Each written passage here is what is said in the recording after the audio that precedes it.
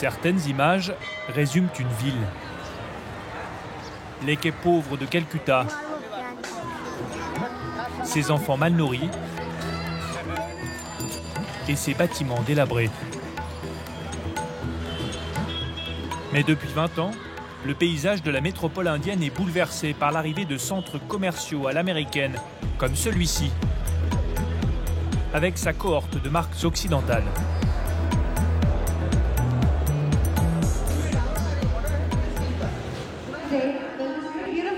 C'est une magnifique journée pour inaugurer ce bâtiment dont Calcutta rêve depuis longtemps. Le centre commercial d'Acropolis. Poussez-vous, faites de la place. Le maire de la ville et un ministre ont fait le déplacement en compagnie de l'un des acteurs les plus célèbres du sous-continent indien. Bienvenue dans le paradis du shopping et de la gastronomie. À l'étage, à côté de la cuisine traditionnelle, 3 enseignes occidentales de fast-food sont en train d'ouvrir. Subway, KFC bientôt et Domino's Pizza. Le 600e point de vente de la marque en Inde. C'est combien? 59 roupies, monsieur. 59 roupies, c'est ça? Bon, très bien.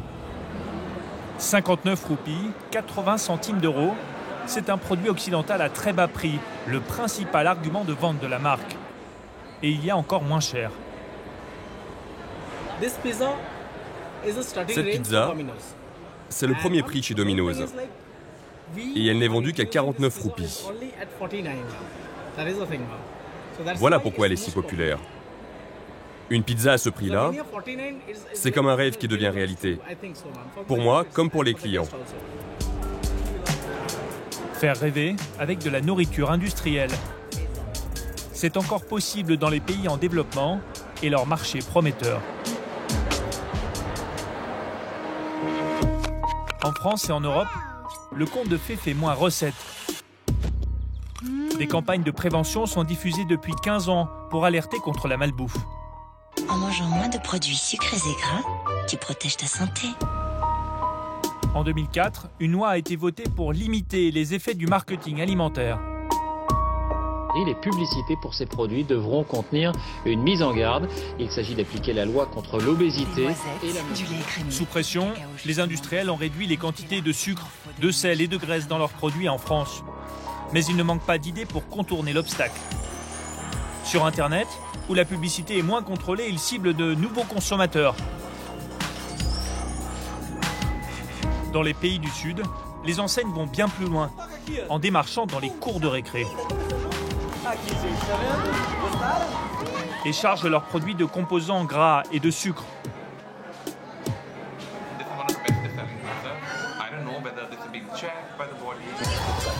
Enquête sur les nouveaux territoires des rois de l'alimentaire.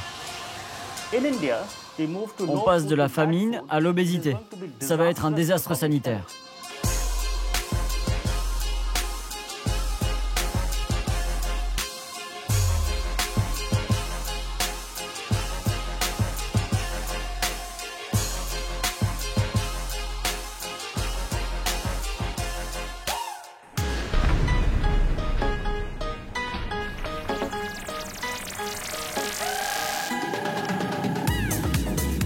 Si vous pensez à Rio de Janeiro, certains clichés vous viennent forcément à l'esprit.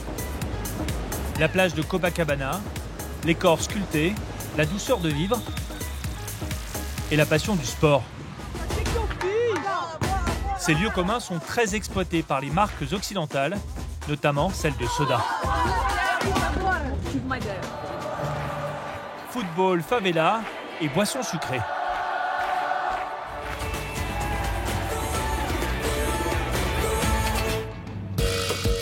Mais la réalité du Brésil, la voilà. 1 adulte sur 2 en surpoids, 1 sur 7 est obèse.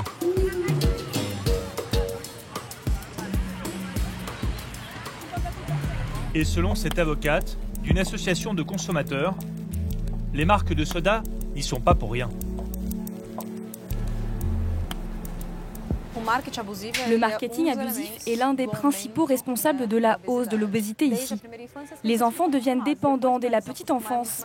Et après, pour les sevrer, c'est très difficile. Ils boivent beaucoup de soda avant l'âge de 2 ans et même parfois au biberon. Les parents donnent ce genre de produits à leurs enfants parce qu'ils se disent « Si c'est mis autant en avant par la publicité et dans le commerce, pourquoi ce serait nocif ?» Le Brésil est le 3e marché au monde pour Coca-Cola.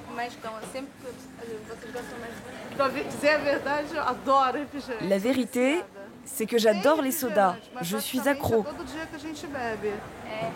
On en boit quasiment tous les jours à la maison et quand je sors aussi. C'est mon petit-fils qui aime beaucoup. Les grosses bouteilles, c'est pour moi et les petites pour lui. Il les prend directement dans le frigo. C'est pile à la taille de sa petite main.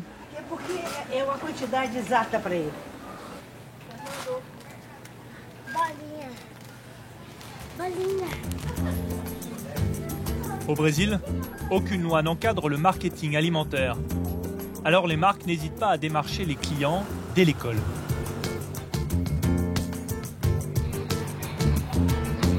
Belo Horizonte, la 6e ville du pays.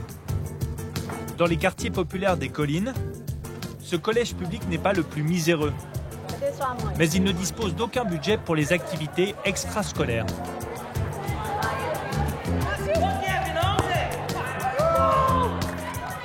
Tout pourrait bientôt changer grâce à une célèbre marque rouge.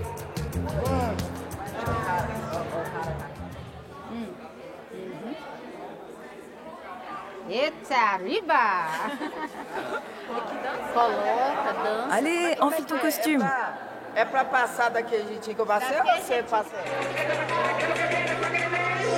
Ces enfants de 14 ans vont participer à un concours organisé par Coca-Cola entre les collèges de la ville, le Festival des écoles. C'est la dernière répétition. L'école gagnante remporte 15 000 réals, c'est ça, non?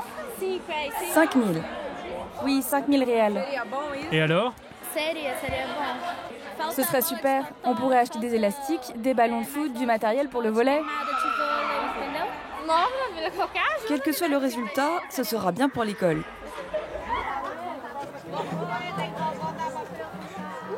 Cette professeure a inscrit les enfants. Elle a même le titre officiel d'ambassadrice de la marque.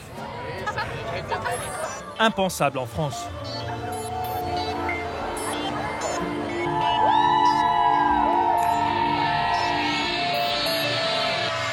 Les collégiens rejoignent 4000 autres adolescents dans la plus grande salle de spectacle de la ville.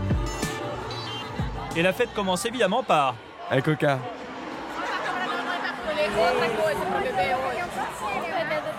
Bien sûr qu'on choisit de boire du coca. Logique, c'est les meilleurs. Vous avez distribué beaucoup d'eau jusqu'à maintenant? 20 bouteilles, grand maximum. Et du coca? Énormément. Tous les réfrigérateurs. Ça fait combien alors? Environ 2000 canettes. Oui, c'est ça. Ce jour-là, la marque est partout. Et pourtant, c'est un événement scolaire.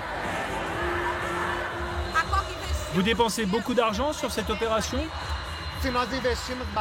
Oui, nous avons beaucoup investi. Parce que le but, c'est de faire rêver. Et ça, c'est le meilleur cadeau que l'on puisse faire à ses enfants. Enfin, je veux dire pas des enfants, mais des adolescents de 12 à 19 ans. Et qui sont notre public.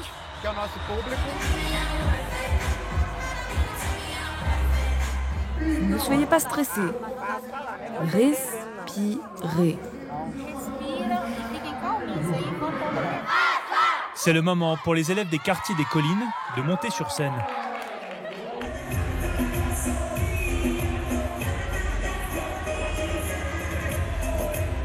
Grâce à la marque rouge, ils ont le droit à leur moment de gloire.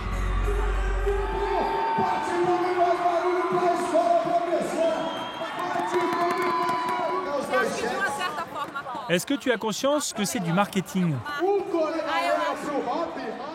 Oui, enfin, plus ou moins. Parce que je trouve que Coca n'a pas besoin de ça, tu vois. La marque est déjà tellement connue.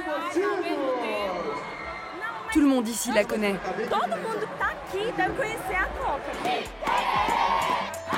Le Festival des écoles, une belle opération de notoriété.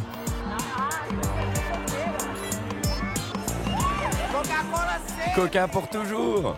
Aujourd'hui, demain, Coca-Cola toujours. La marque de soda la plus puissante de la planète s'est assurée la fidélité de ses collégiens brésiliens pour la vie.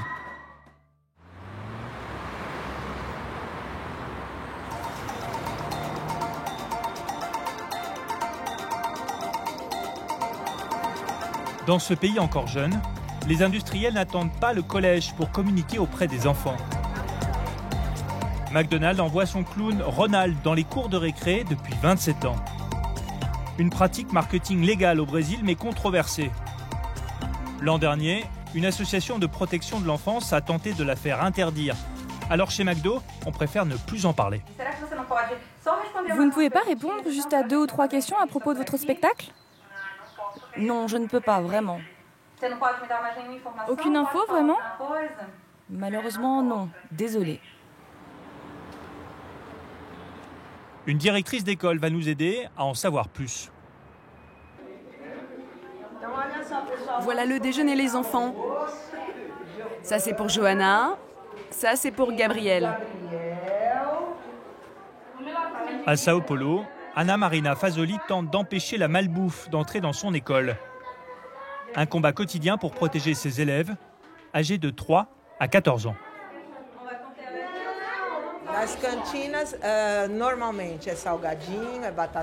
Dans les cantines brésiliennes, en général, on sert des chips, des snacks, souvent frits, du pain ou des sodas.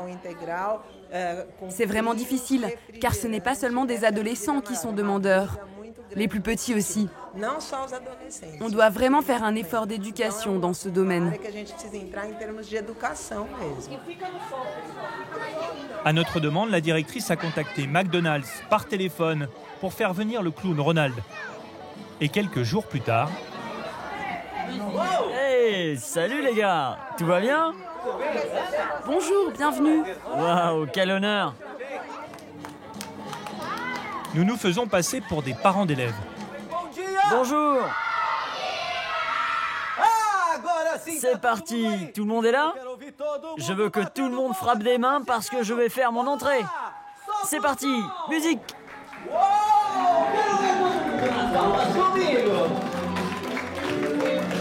Sem ela podemos viver de jeito maneira, não senhor. A natureza de verdade verdadeira deve ser tratada cada vez melhor, cada vez mais com carinho.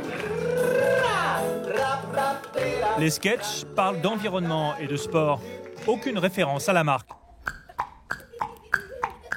Sur le costume du comédien, le logo jaune a même été recouvert d'un tissu rouge. Objectif, ne pas être accusé de faire de la pub. 1, 2, 3, c'est parti!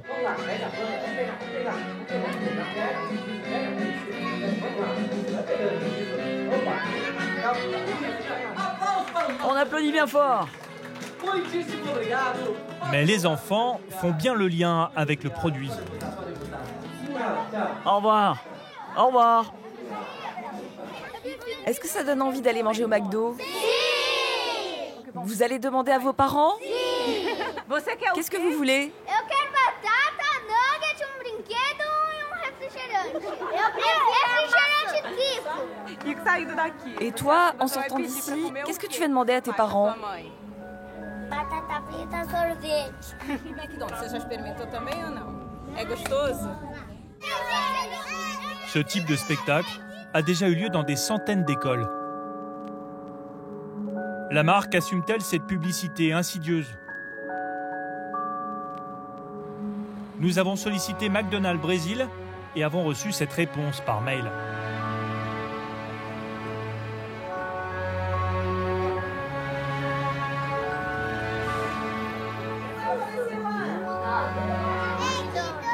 Et lui, là, c'est qui? Quel clown?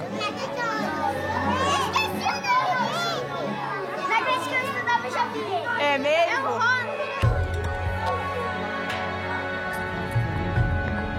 Aucune loi, aucun règlement, n'empêche cette pratique au Brésil. Pourtant, l'an dernier, la plainte d'une association a conduit le procureur de Sao Paulo à réagir. Javier Bardo a envoyé un courrier aux autorités de l'État en charge de l'éducation pour les mettre en garde.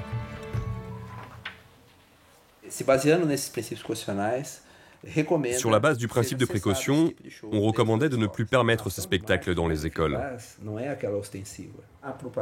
Le marketing le plus efficace n'est pas celui qui se voit.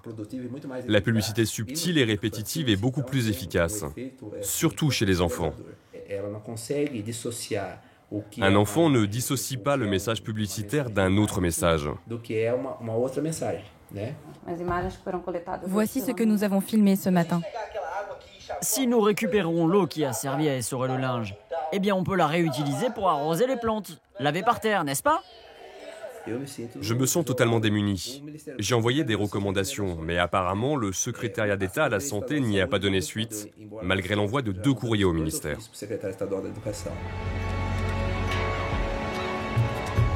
Au Brésil, les rois de l'alimentaire s'appuient sur la faiblesse des pouvoirs publics.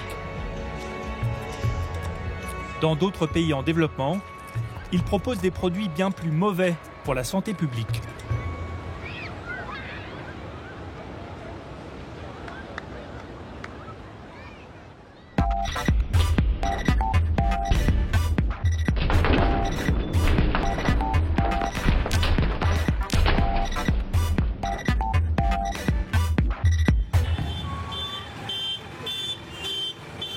L'Inde, 1,270 milliard d'habitants, un marché prioritaire pour les enseignes occidentales en quête de débouchés. Ici, la nourriture de rue est nutritive et bon marché. Alors pour lui faire concurrence, les industriels venus d'Europe ou d'Amérique jouent sur le manque d'information de la plupart des consommateurs. Dans cet immense centre commercial de Calcutta, parmi les restaurants, c'est une marque de poulet frit qui réalise le plus gros chiffre d'affaires. L'enseigne américaine a revisité ses recettes à la sauce indienne épicée et ça marche. Le restaurant attire 3000 clients en moyenne par jour, un record en Inde. Tu veux quoi alors? Je veux ça là-bas, le wow. Lequel? Il y a un burger, du poulet ou un wrap? Je veux tout manger. En Europe ou aux États-Unis, les menus comportent des bouteilles d'eau, pas ici, uniquement des sodas ou des jus. Mais les consommateurs ne s'en plaignent pas. Je ne suis jamais tombée malade. Pour moi, c'est propre, hygiénique et bien préparé, donc je leur fais confiance. C'est très bon. C'est très bon pour la santé. Oui, c'est très bon pour la santé. Et il n'y a pas trop d'huile.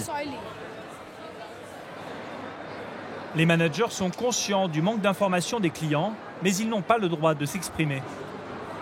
Nous enregistrons la conversation discrètement. Les gens ne vous posent pas de questions à propos du contenu en sucre, en graisse ou en sel? Non, très peu, très peu. Vous savez, en Inde, les gens ne se préoccupent pas autant de leur santé qu'aux États-Unis ou en Europe. Ça commence, mais c'est vraiment très faible. Paradoxe.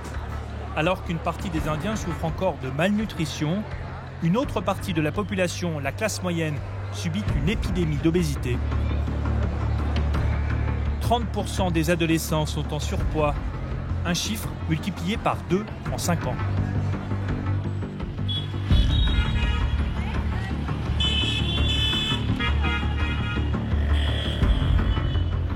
Souraj, 15 ans, pèse 99 kg pour 1,60 m.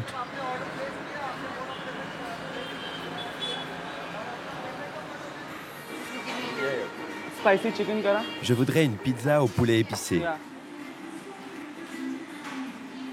L'adolescent est un inconditionnel de fast-food.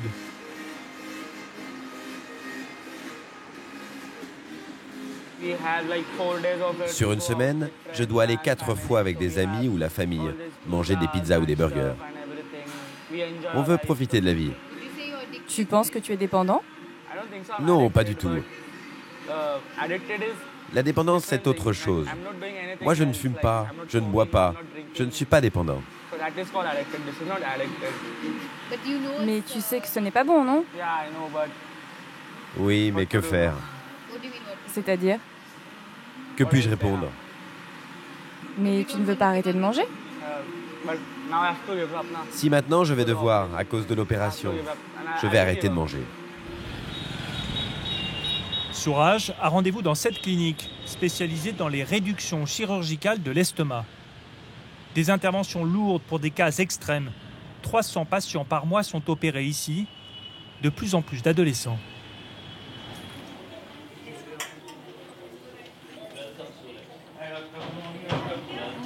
Bonjour Souraj, comment ça va? Ça va. Prêt pour l'opération? Oui, je le suis. Dernier entretien avant l'intervention. Alors tu as 54 kilos à perdre. Oui, c'est ça. Dans 4 semaines, tu pourras te remettre au sport et devenir un grand et beau garçon. À cause de son surpoids, il est atteint d'un début de diabète. Un dysfonctionnement hormonal entraîne aussi une poussée de la poitrine.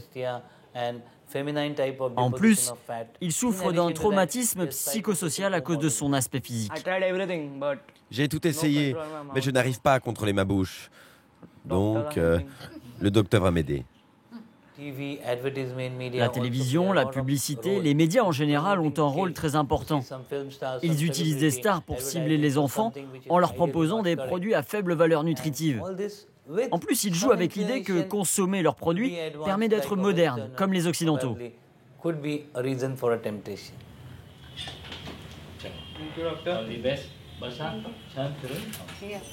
L'opération de Souraj aura lieu le lendemain. हम दोनों boyfriend girlfriend है क्या? पर मुझे तो सिर्फ मैं कालू टिक्की चाहिए। तो फिर ठीक है।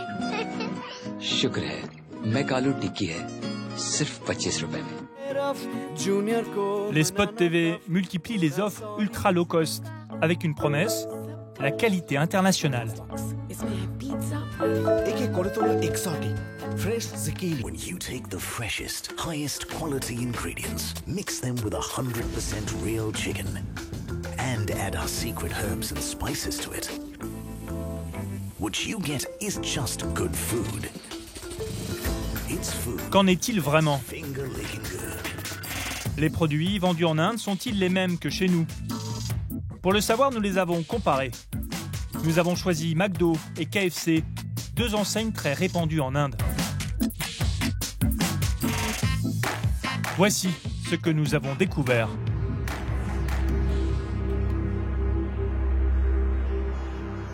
Chez McDo, le McChicken indien est 2,5 fois plus sucré que le sandwich français, 5 grammes contre 2 grammes de sucre. Le filet aux fiches contient 2 fois plus de graisse saturée, 3 fois plus pour les McNuggets. Quant aux frites indiennes, elles explosent le compteur. Presque 6 fois plus de graisse saturée. Chez KFC, les résultats ne sont pas meilleurs. Les frites indiennes contiennent 10 fois plus de sel.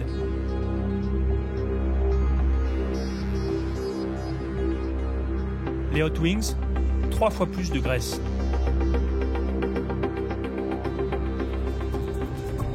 En France, de tels taux seraient inenvisageables à cause des engagements nutritionnels pris par ces mêmes multinationales.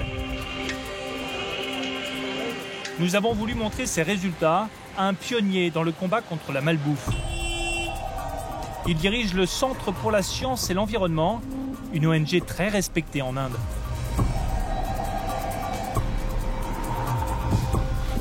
Chandra Bhushan a rédigé un rapport coup de poing en 2012. Il épinglait déjà le contenu nutritionnel des produits destinés aux consommateurs indiens.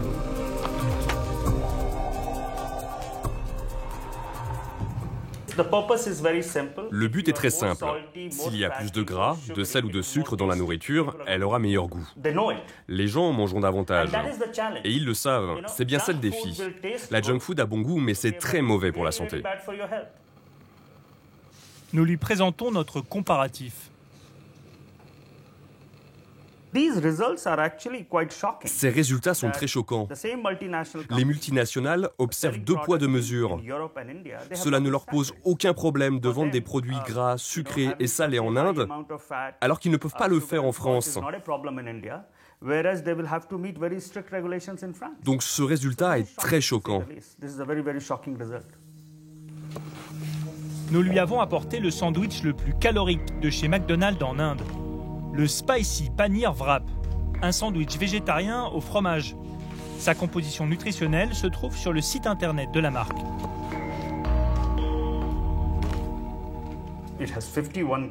Cette chose contient 51 grammes de graisse, 25 grammes de graisse saturée, 4,5 grammes de sel. Si vous mangez ce sandwich, alors vous ne devez pas manger autre chose dans la journée, même pas un morceau de pain.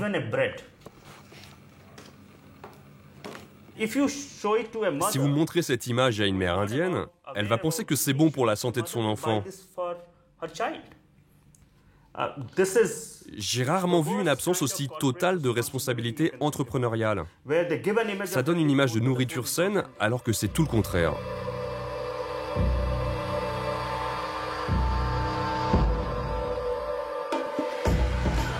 Ce n'est pas seulement pour rendre accro les consommateurs que certaines enseignes vendent une nourriture aussi chargée en sucre et en graisse.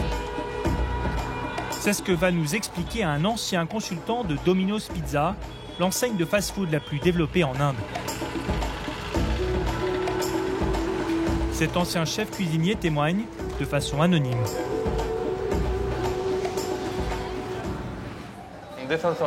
C'est moi qui l'ai conçu, ce sandwich. Bonjour, je pourrais avoir un pain au beurre d'ail ? Il a choisi de nous montrer des produits emblématiques selon lui, du marketing fallacieux de la marque.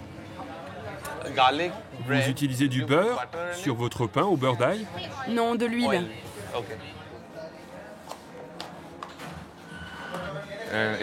Ça ne vaut que 28 centimes d'euros. C'est du pain fourré tout simplement. Et regardez la sauce, il y a tellement d'huile.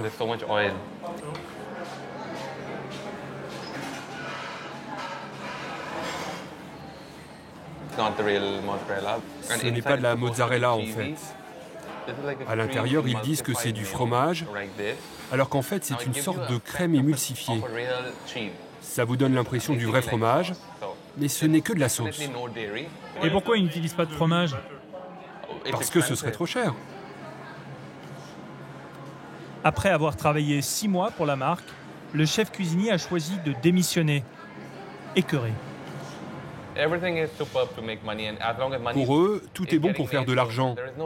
Tant que l'argent arrive, il n'y a pas de bien ou de mal. Je leur posais beaucoup de problèmes car je conçois la nourriture comme quelque chose destiné à être mangé, pas une construction chimique. Toutes mes idées étaient rejetées car elles étaient trop chères. Mais moi, je ne peux pas concevoir une pizza à 30 roupies. Ce n'est pas possible de donner ça aux gens. Ce n'est pas bien. Vous le payez un jour ou l'autre.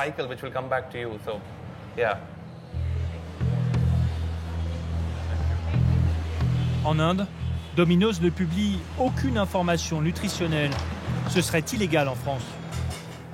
Alors ces produits, nous les avons fait analyser par un laboratoire. En commençant par la pizza fourrée au pseudo-fromage.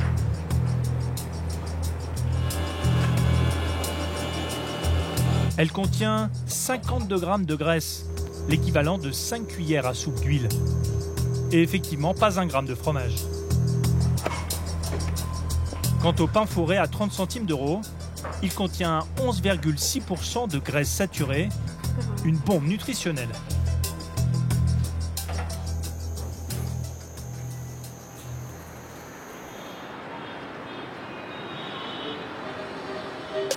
Nous avons sollicité Domino's, McDonald's, KFC. Silence radio. Aucune réponse à nos demandes d'interview. Alors nous nous sommes rendus à un événement ouvert à la presse. l'Assemblée générale de l'Association des restaurateurs indiens, dans un bar branché de New Delhi. Tous les patrons des grandes enseignes sont là, réunis autour d'un verre. Parmi eux, le directeur général de Domino's Pizza en Inde. Bonjour monsieur, je peux vous poser une question? Je ne veux aucune interview, désolé. Mais pourquoi Domino's ne publie aucune information nutritionnelle en Inde? Je n'ai pas de réponse à vous faire. Mais pourtant la marque le fait aux États-Unis, mais pas en Inde. Vous ne voulez pas répondre? Non. Cela veut dire que Domino's n'en a rien à faire de la nutrition ici? Allez, partez d'ici. Le DRH arrive à la rescousse. Que voulez-vous? Ma question est très simple. L'obésité, c'est un gros problème dans votre pays. Oui, bon, ce n'est pas le seul problème. Alors, n'est-ce pas irresponsable de ne publier aucune information nutritionnelle? Je ne suis pas autorisé à répondre. Mais envoyez-nous un email et vous aurez toutes les réponses à vos questions. L'obésité, un problème parmi d'autres pour Domino's. Nous ne recevrons jamais de réponse malgré nos relances. Seul le siège américain a renvoyé un email en nous redirigeant vers la succursale indienne. Dans les pays du Sud, les rois de l'alimentaire profitent de l'absence de législation. Ailleurs, lorsque des règles existent, certains se débrouillent pour les contourner. «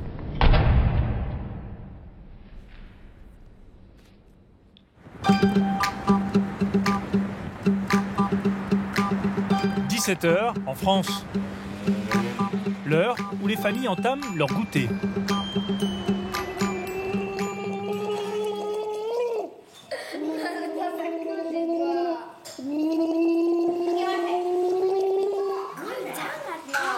Pour Nathan et ses sœurs, ça finit toujours de la même manière.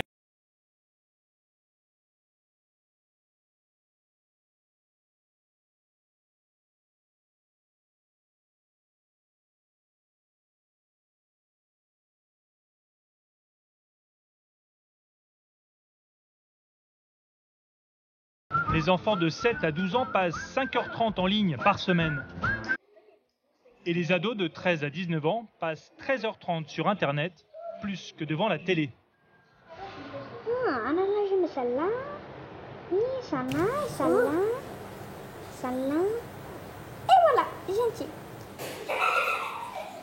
Alors, depuis 10 ans, les industriels ont créé des pages Facebook et su se rendre populaires. Sur les 20 marques les plus suivies en France, la moitié sont des marques alimentaires. Surtout, ils ont développé des jeux publicitaires sur Internet qui mettent en scène leurs marques. On appelle ça des advert games. Oreo, Fanta, Haribo, les produits sont au centre de ces jeux. Et là, contrairement au spot TV, pas de mention sanitaire. Pas d'obligation non plus d'indiquer qu'il s'agit d'une publicité. Seul le groupe Nestlé le précise pour l'un de ses jeux, mais c'est écrit en tout petit.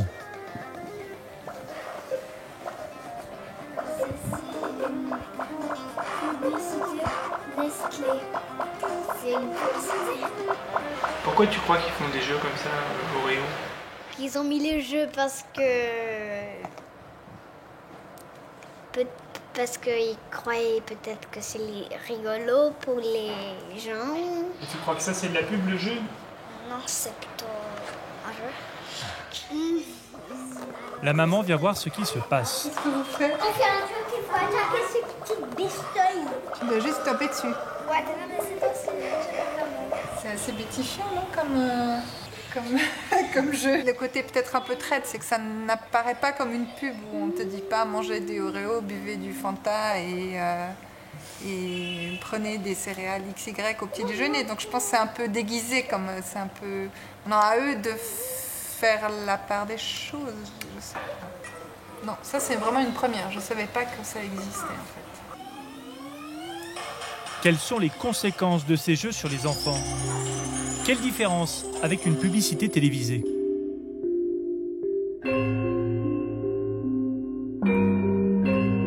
Une chercheuse vient de rédiger un rapport sur le marketing alimentaire à destination des enfants. Et elle s'est penchée sur ces advergames. On mange avec les yeux.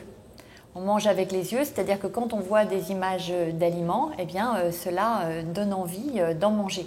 Et l'intérêt après du marketing digital, c'est que c'est souvent plus interactif, plus ludique.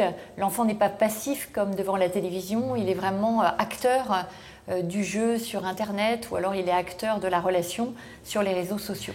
Et par ailleurs, et là on a des chiffres qui sont un peu inquiétants, qui montrent que les enfants, voire même jusqu'à 15 ans, ne reconnaissent pas d'abord le fait que c'est une marque qui a mis en scène ce jeu et ils ne reconnaissent pas non plus l'intention publicitaire. Nous lui montrons quelques jeux que nous avons sélectionnés.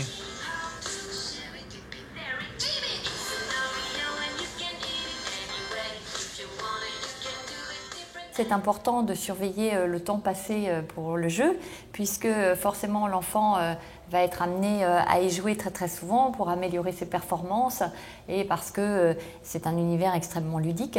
Et pendant tout le temps où il joue, mais bien, il est amené à adhérer à la marque et au produit. Des jeux à surveiller. D'autant que les effets sur la santé publique sont inquiétants, notamment pour les personnes en surpoids. Dans cet hôpital de la région parisienne, un spécialiste de l'obésité doit batailler de plus en plus avec le marketing numérique. Bonjour Adrien, on y va. Bonjour. Ça va bien? Ça va et vous? Bonjour. Bonjour. On va pouvoir enlever le short, venir te peser. C'est bon. Tu peux nous sortir. 1,73 m. Effectivement. Pour 95 kilos. Adrien, 15 ans, est suivi depuis 1 an pour lutter contre son surpoids, mais il est constamment sollicité. Hier soir, on a mangé quoi? T'as des jeux sur ton téléphone ou... Ouais, sur mon téléphone, ouais, je joue un peu. Est-ce que t'as remarqué qu'il y avait de temps en temps des publicités un petit peu... Ouais, t'as remarqué ça? De bouffe ou de soda. Ouais, par exemple. C'était McDo qui mettait. Ouais. Donc Coca, McDo, ils sont bien là, quoi. Ouais. Et parfois, ça s'affiche d'un coup, quoi. D'accord. Mais tu peux pas l'enlever, en fait. Allez. Déjà 7 kilos de perdu. Bravo. Adrien est sur la voie de la guérison. Bonjour Chloé. Bonjour. D'autres ont plus de mal à résister à la tentation. Tu vas bien? Chloé, 11 ans, est en léger surpoids. Et ben voilà, alors que l'entretien débute, le petit frère s'amuse sur l'application de jeu McDonald's. Aucun burger ni aucune frite ne sont visibles, mais la mascotte Happy Meal est bien présente, ce qui interpelle le médecin. Si. Alors, t'as fini les jeux? Non, je suis en train de continuer d'aller. Je suis en train de tous les faire. Dès qu'il veut charger une application, il faut qu'il me demande. Donc effectivement, j'ai donné le OK, mais voilà, McDo, c'est entre guillemets inoffensif, donc du coup, j'ai pas fait plus attention que ça. C'est inoffensif, McDo? Oui, enfin l'application pour faire du coloriage et des jeux, oui, pour moi c'est inoffensif, ça ne représente pas de danger pour eux. Ça, pour vous, c'est de la pub ou pas tellement? Non, pour moi c'est pas de la pub parce qu'ils connaissent suffisamment McDo pour avoir envie d'y aller et demander à y aller sans forcément avoir l'application. Oui, mais est-ce que ça te fait penser plus ou pas? Si, ça donne envie d'aller au McDo. C'est ça qui est probablement insidieux dans cette non-publicité qui finalement en est une, parce que le but c'est quand même de soumettre à la conscience ce petit rappel, d'avoir l'application McDo sous les yeux, tiens, ça peut éventuellement faire penser, tiens, si ça fait longtemps qu'on n'a pas été, ou si on y allait ce soir.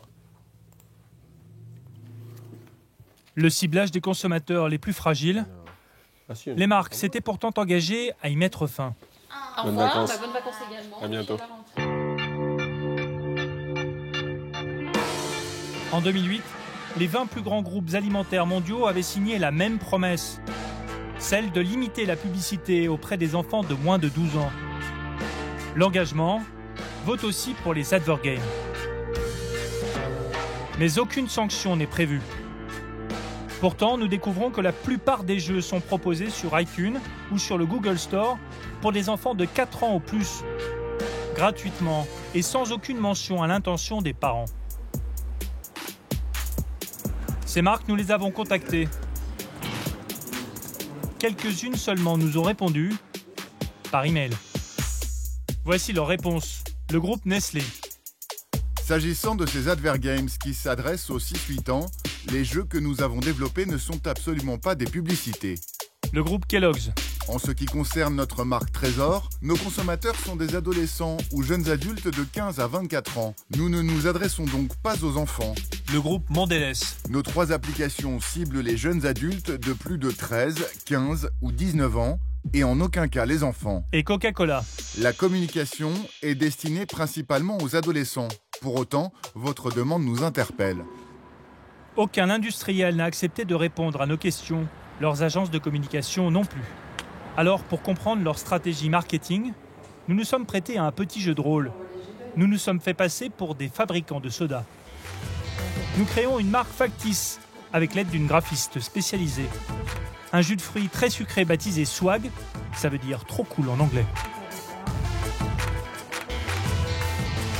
Atelier découpage et collage.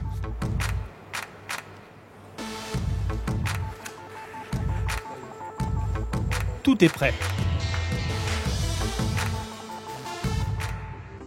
Nous prenons contact avec plusieurs agences de pub spécialisées. Elles ont réalisé des jeux très populaires pour de grandes marques.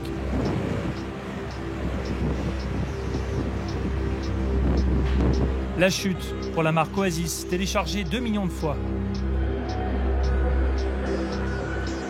Les aventures de Belin, qui mettent en scène des chips dans un monde de fromage. Et le site pour enfants Tasty Comics de KFC, 2 millions de visites régulières. Ce jeu consiste à accumuler le plus de frites. Pour pimenter l'exercice, nous rajoutons du sucre au jus de fruits. La bouteille affiche un taux particulièrement élevé.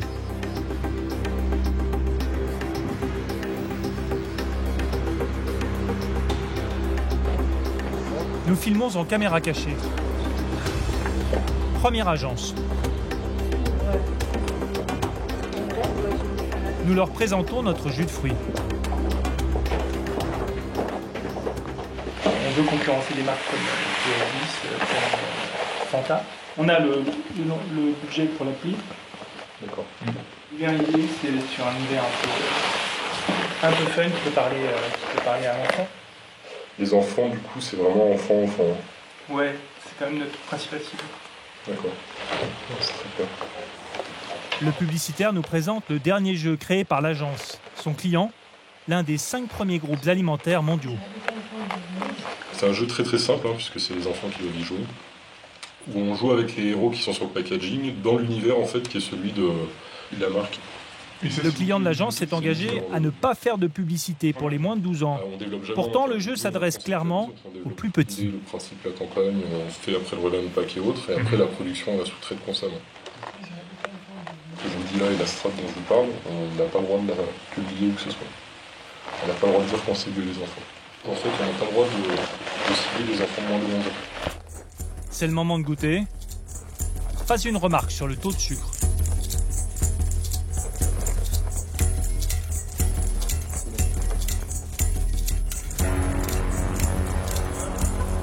Pour en savoir plus, deuxième rendez-vous avec une agence qui se présente comme le leader du jeu publicitaire en France.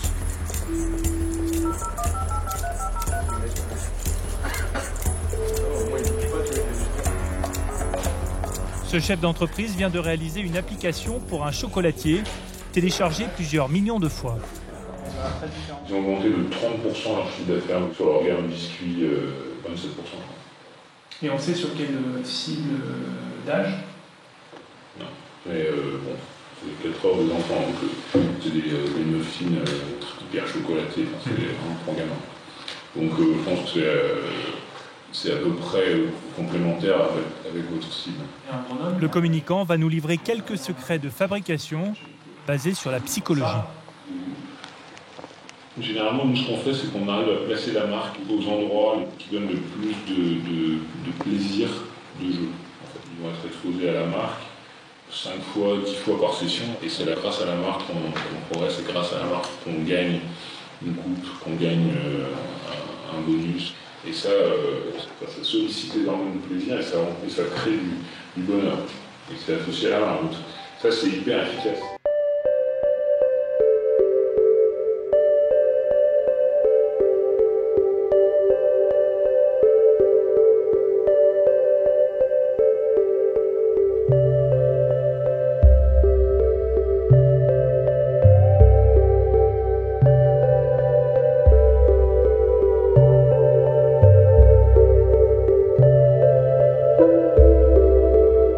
Nous avons proposé une interview sur l'efficacité marketing des Advergames à ces agences et à leurs clients, sans résultat.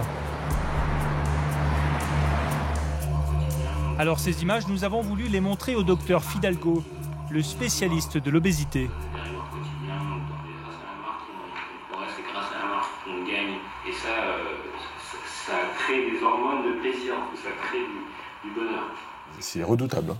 C'est redoutable de pertinence. On sait très bien aussi que les jeux sont souvent addictifs chez les enfants. Donc il y a cette alliance de deux addictions qui sont le jeu et le sucre. Et je pense que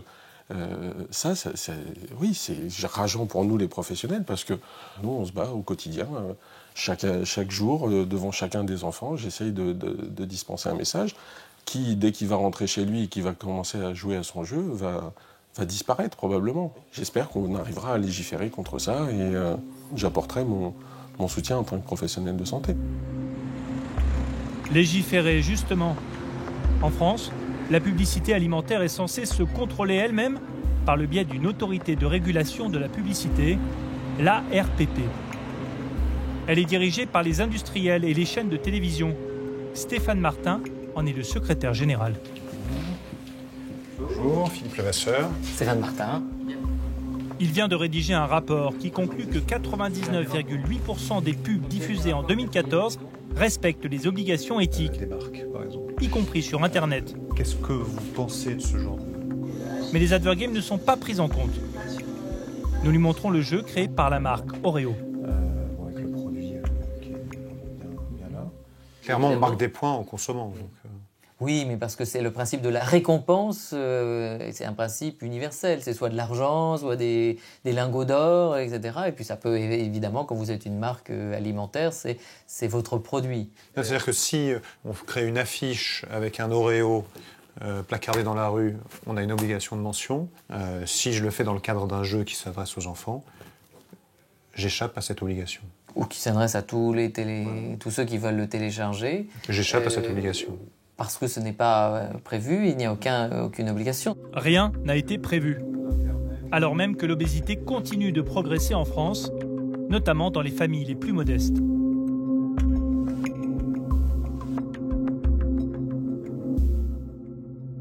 Rien ne se passe tout simplement parce que les pouvoirs publics connaissent aussi les impacts économiques pour les industriels de l'agroalimentaire.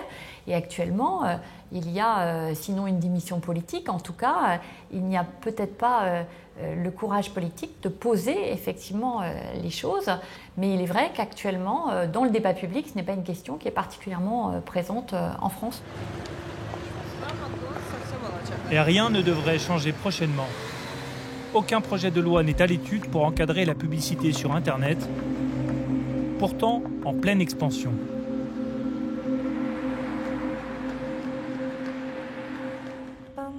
Retour en Inde, le pays où tout est possible en matière de communication et de composition des produits. Nous y retrouvons Souraj, l'adolescent, 1 heure avant son opération de réduction de l'estomac. Bonjour. Alors, prêt pour l'opération? Oui. C'est bien. Tu n'as pas peur alors?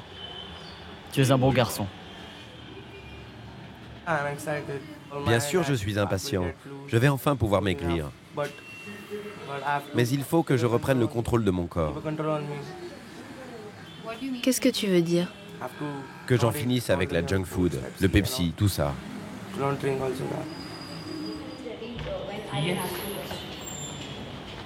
Anesthésie générale. Le chirurgien commence l'intervention.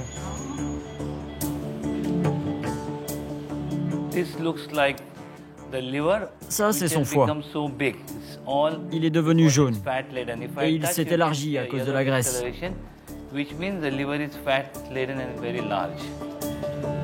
Le médecin va retirer entièrement l'estomac de l'adolescent avant de le replacer dans l'abdomen, amoindri et resserré.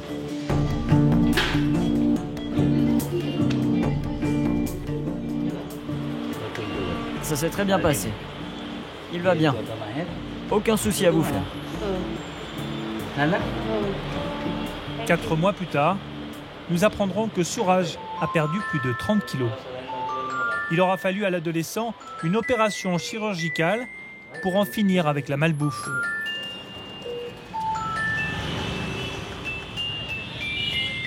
Il y a quelques mois, les 20 plus grandes multinationales de l'alimentaire ont fait une annonce. La mise en place de critères nutritionnels communs valants pour le monde entier. Mais là encore, il s'agit d'autorégulation. Aucune sanction prévue en cas de non-respect. Date d'application 2018. D'ici là, en 2 ans, l'obésité aura tué 5,6 millions de personnes dans le monde.